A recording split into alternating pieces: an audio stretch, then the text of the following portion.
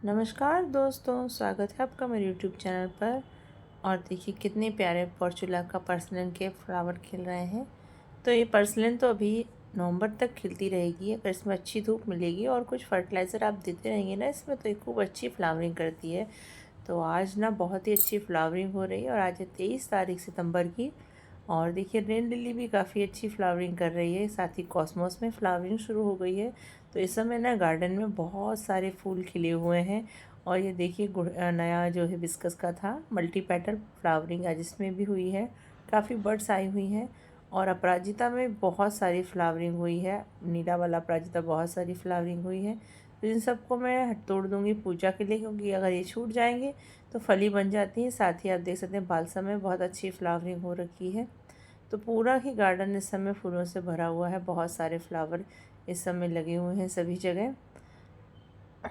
तो ये देखिए कितना अपराजिता, बहुत सारी अपराजिता की फ्लावरिंग हुई थी और इतना छुप छुप के होती है कि इसको ढूंढना पड़ता है कि और कहीं तो फ्लावर नहीं छूट गए, नहीं तो फली बनने लगती है और फिर फ्लावरिंग कम हो जाती है आपके प्लांट में। तो इससे भी हटाना बहुत ज़रूरी होता है। धीरे धीरे करके मैं सारे देखिए फ्लावर हटा रही हूँ और वाइट कलर के बहुत सारे फ्लावर खिले हुए हैं।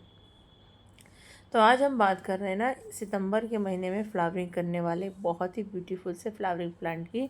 इसके फ्लावर मुझे बहुत अच्छे लगते हैं। साल भर मुझे इंतज़ार रहता है कि ये फ्लावर कब फ्लावरिंग करेगा, क्योंकि जब ये शाम के समय खिलता है ना तो हमारा पूरा गार्डन उसकी खुशबू से भर जाता है, इतना अच्छा महकता है ये। तो हम बात कर रहे हैं हरसिंगार के प्लांट के बारे में। तो सितंबर तो है ही, अगस्त में ही मेरे प्लांट में फ्लावरिंग शुरू हो गई थी। काफ़ी बर्ड्स आई थी और छोटे छोटे फ्लावर इसमें खिले थे। स्टार्टिंग में बहुत ही छोटा फ्लावर था पर सवेरे बहुत बिग साइज़ का हो जाता है।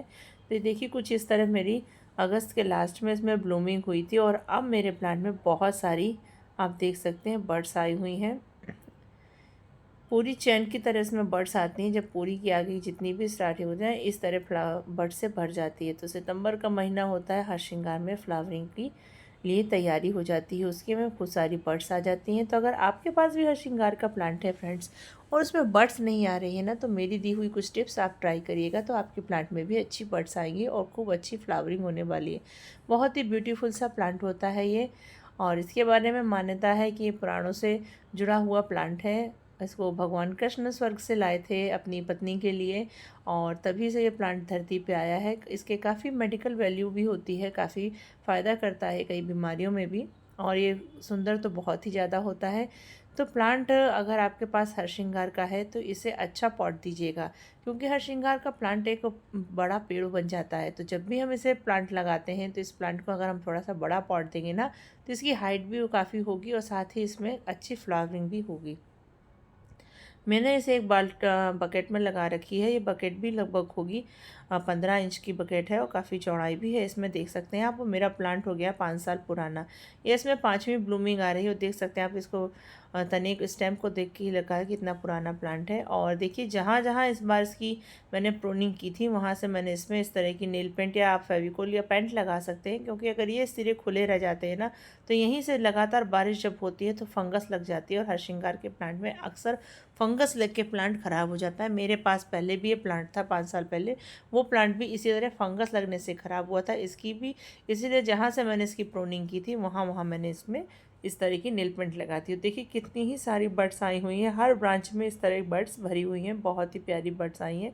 और ये सभी सितंबर के आखिरी तक में फ्लावरिंग करनी शुरू कर देंगी। तो बर्ड्स से भर गया है मेरा प्लांट, बहुत सारे इसमें नई नई ब्रांचेस भी आई हैं।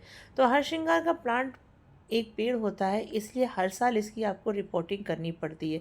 इसकी जड़ें बहुत जल्दी विकसित होती हैं और बहुत जल्दी ये प्लांट रूट बाउंड हो जाता है। तो जितनी जल्दी प्लांट रूट बाउंड होता है फिर अपनी ग्रोथ नहीं कर पाता है। इसीलिए हमें साल भर हर बार इसकी प्रोनिंग करनी बहुत ज़रूरी है। रूट प्रोनिंग करने से प्लांट फिर से न्यू ग्रोथ करता है और फिर उसमें अच्छे, देखिए कितने अच्छे चमकीले पत्ते हैं। एक भी पत्ती मेरे प्लांट की पीली नहीं है, सभी काफ़ी लश ग्रीन है और खूब सारी इसमें ब्रांचेस भी आई हैं। प्लांट मेरा बहुत हेल्दी है। क्योंकि मैंने इसकी मई के महीने में रूट प्रूनिंग करी थी, उसके बाद इसकी सारी ब्रांचेस भी कट कर दी थी। फिर जैसे ही बारिश का महीना आता है आपका प्लांट बहुत अच्छी ग्रोथ करने लगता है। बाकी अभी जब इसमें फ्लावरिंग होगी, दिसंबर तक फ्लावरिंग होने के बाद ना आपके प्लांट में बहुत सारे सीड्स ग्रो हो जाएंगे। जितनी अच्छी इसमें फ्लावरिंग होती है उतनी अच्छी इसमें सीड्स आ जाते हैं। तो हमें सीड तो नहीं लेना है, इसीलिए आप अपने जब प्लांट फ्लावरिंग कर जाए उसके बाद इसकी प्रूनिंग कर देंगे तो प्लांट फिर से हेल्दी ग्रोथ करने लगता है धीरे धीरे, पर इसमें उतनी ग्रोथ नहीं होगी। फरवरी तक आपका प्लांट काफ़ी येलो पत्ती से भरा हुआ रहेगा और स्लो ग्रोथ हो जाती है, क्योंकि ये प्लांट डोरमेसी में चला जाता है। तब हमें इसकी केयर कर लेनी चाहिए, तो हमारा प्लांट अगले सीज़न में फ्लावरिंग के लिए तैयार हो जाता है। ये समय होता है तभी हमारा प्लांट ख़राब होता है। और देखिए मैंने इस बकेट में लगा रखा है प्लांट, और मेरा प्लांट काफ़ी हेल्दी ग्रो हो रखा है। कई सारे इसमें ब्रांचेस आ गए हैं। समय समय पर प्रूनिंग करने से ना आपका प्लांट घना होता है, इसमें कई सारी ब्रांचेस आती हैं। अब समय है प्लांट की प्रूनिंग बिल्कुल मत करिएगा, क्योंकि इसकी टिप्स में ही बड्स बनने वाली हैं। और अब आपके प्लांट में अगर बड्स आ गई हैं तो आप ये फर्टिलाइज़र उसको ज़रूर दे दीजिए, बहुत ही अच्छी इसमें फ्लावरिंग होने वाली है। तो अब जब हमारे प्लांट में बड्स आ जाती हैं फ्रेंड्स, तब हमें उसे देनी चाहिए पोटाश रिच फर्टिलाइज़र, जिससे कि हमारा प्लांट में जो बड्स आई हैं वो फ्लावरिंग में कन्वर्ट हो सके। ऐसा ना हो कि बड ड्रॉप हो जाए, या कई बार कलियाँ सूख जाती हैं, काली पड़ जाती हैं वहीं की वहीं, और उनमें ग्रोथ नहीं होती है। तो हमारे जब बड्स आ जाए ना तो उसकी ग्रोथ होनी भी बहुत जरूरी है, इसलिए हमें पोटेशियम रिच फर्टिलाइज़र देनी है अपने प्लांट को, जिससे कि हमारे प्लांट की सभी बड्स खिल सकें। तो इसके लिए सबसे बेस्ट फर्टिलाइज़र अगर आप देखेंगे तो होममेड में होती है बनाना के छिलके। बनाना के छिलके इस समय तो नवरात्र के टाइम चल रहे हैं, सभी के घर फ्रूट्स आते हैं, तो बनाना का छिलका या तो आप इस तरह कच्चे मतलब बिना सुखाए गीले ही छिलके कट कर लीजिए छोटे छोटे पीस में, और इसे अपने प्लांट के चारों तरफ डाल दीजिए जड़ों को छोड़ के। मतलब मेन स्टीम के पास हमें ये बनाना के छिलके नहीं डालने हैं, किनारे किनारे आप पॉट के साइड में डाल दीजिए। तो ये धीरे धीरे जब हम पानी देते हैं तो इसमें प्रोटीन धीरे धीरे, इसका जो पोटेशियम होता है वो घुलता रहता है। और देखिए पहले भी मैंने बनाने के छिलके डाले थे, वो ये सारे डिकम्पोज हो गए हैं। तो 15-15 दिन में मैं इसी तरह बनाना के छिलके कट करके अपने प्लांट में डालती रहती हूँ। और आप देख रहे हैं मेरे प्लांट में कितनी अच्छी बड्स आ रही हो, प्लांट की ग्रोथ भी काफ़ी हेल्दी है। बनाना का छिलका स्लो रिलीज फर्टिलाइज़र रिलीज़ करता है, जो धीरे धीरे हमारे प्लांट को मिलती रहती है, जिससे कोई नुकसान नहीं होता और हमारा प्लांट बहुत ही हेल्दी बना रहता है। और फ्री का फर्टिलाइज़र है, सभी के अगर बनाना आता है तो उसको फेंकने की जगह आप इस तरह अपने गमले में डाल दीजिए। बहुत ही अच्छा हर श्रृंगार ग्रोथ करेगा, साथ ही इसमें बहुत सारी बड्स भी आने वाली हैं और सब में फ्लावरिंग होगी। ये बड्स किसी भी तरह की सूख के ख़राब होंगी नहीं, ना ही ये बड्स ड्रॉप होंगी।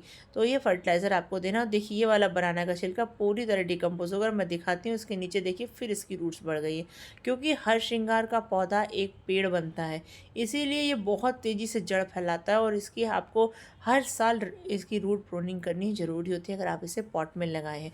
और ये रूट प्रोनिंग आप हमेशा मार्च अप्रैल मई किसी भी महीने में कर सकते हैं। हल्की हल्की रूट प्रोन कर देने से आपका प्लांट हमेशा नया बना रहता है। रूट बाउंड हो जाता है जब प्लांट, तो उसकी ग्रोथ ही रुक जाती है।